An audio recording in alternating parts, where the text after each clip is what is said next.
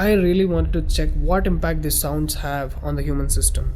So I went to a neurosurgeon to really experiment and document the impact of these sounds on the human brain, the human system. I took my friend Rahul for the EEG test. It's called electroencephalography, where you can see the brain activity, the activity of the nervous system of a person on a computer. We played Lalita Sahasranamam to him.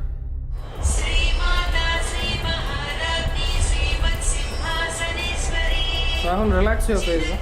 Oksar first name chechandi. Right.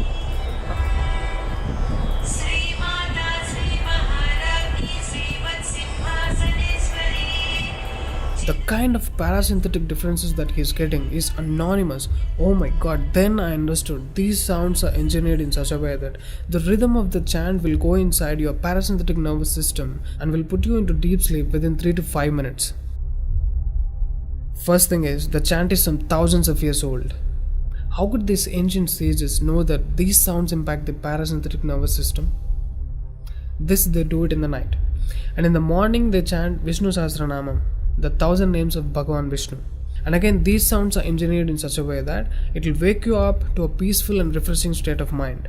I'm sure most of you are suffering with painful wake-ups, with such an irritated mind that you can't sleep and you don't enjoy waking up. If you listen to Vishnu Sahasranamam in the morning, it will clear all these clutches in the brain and you will be super fresh when you wake up. Even today you can go and check in Tirupati temple. They will chant Vishnu Sahasranamam in the morning and Lalita Sahasranamam in the night. This is a clear science evolved and being practiced in temples. Even now in most of the temples they're still doing it without knowing why they're doing. I went and asked one of the priests in my hometown. He said, no, they're doing it since so many years. Or they will say something like, it's good for your health, you will get money, pregnancy, etc. This is one more reason why temples are ending up in ruins here. There is no one to talk about the science behind it. Why sounds and why the rock? So they call this rock as God, and when you chant for God, their idea is to benefit the human beings living in the city. It's a free service. Will your doctors treat you for free? But these temples are doing it for free since ages. But now these temples are under attack. It's time to free them from government's control. Temples' properties are being looted. They think too much of gold is available there. You know what? The temple design is such, there will be a Dvajastambam which is made of some metal, usually gold or copper. Brass is a good conductor of sound, gold is an excellent conductor of electricity, and it has higher receptivity of the energy. To all the idiots who are worried about so much gold being used in the temple construction, just smack them with this video. This is a clear science and most sophisticated engineering that even the modern science has no clue of. There is much more to the design of the temple. The design is such, the energy waves reverberated by the gopuram will pass straight and touch the antenna kind of arrangement here and stored in the energy format. People are supposed to touch it. A lot of people touch their heads without knowing why they are doing it. And then you're supposed to walk into the space which is filled with this energy transmitted by the rock inside. Doesn't matter whether you're a Muslim, Hindu or a Christian, you can't escape the energy. You will be bathed in the glory of that energy. You can actively feel the difference after you pass through the path. And this design is not there in a mosque or a church. Not just church and mosque, any sort of engineering on the planet cannot beat the engineering of a temple. It's incomparable. How many of you are aware of these sciences? Now what do you call the idiots who ridicule idol worshipping? Do you think they have got brains? Those who are urinating on the idols and those who are inspiring people to demolish temples, do you think they qualify to be human beings? The animal nature is still alive in them, or they must be living evils. Let me not end it here. I wanted to give it furthermore. Modern science is still in infancy when compared to the science and technology used in temple construction. I'm sure you watched Praveen Mohan's channel. He has done a mind-blowing work on temples. Watch these videos, you will get to know things which modern science has no clue of. These were constructed thousands of years ago. What was taught in schools and universities in the name of science is a ridiculous crap. Today is a generation of idiots who do all kinds of drink and drug to put this body into sleep. What a circus they do. Any drunkard on the planet is a certified fool because you're ruining the system in order to rest it.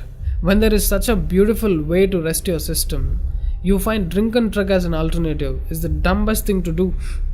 The government's encouraging drink in order to balance the income of the state, it must be the epitome of stupidity. What a horrible way to run a state. And these governments are handling the temples. Oh god, now it's time to remember the god inside the rock. It's not just a dumb stone. There is a huge science behind consecrating a rock into deity. Any number of mystics have infused their life energies into a rock and make it function like a living being. Sadhguru is the living example of a mystic who consecrated Dhyanalinga. You know what? For most people, it's not just a stone, it's a living being. There are devotees who can talk to the deity and get things done in the world. Low IQ idiots who got educated from the convent schools, or those who muddle their minds with all kinds of sacred books, cannot understand these devotional aspects of life. There are temples to solve every damn problem. Those problems which your doctors cannot solve. Your psychological imbalances, bipolar, neurotic, whatever.